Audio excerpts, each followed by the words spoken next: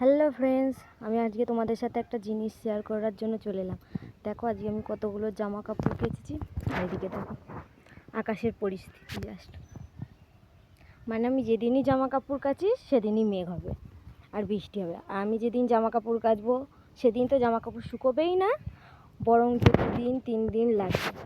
আকাশের অবস্থাটা জাস্ট দেখো, তার উপর এখন গুড় গুড় করে ডাকছে এক্ষুনি বৃষ্টি এলো বলে। তোমরাই বলো এখন কি করি আমি।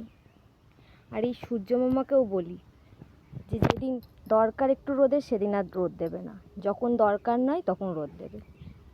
গরমকালে এত রোদ দিল, আর এখন একটু বর্ষা পড়েছে, রোদ তো দিতে পারে, তা রোদ আর দিচ্ছে না।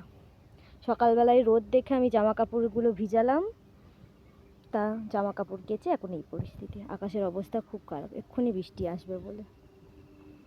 তোমরা জানিও কমেন্ট করে তোমাদের এখন এই বর্ষায় কার কেমন পরিস্থিতি। আজকের মতো বাই বাই ফ্রেন্ডস।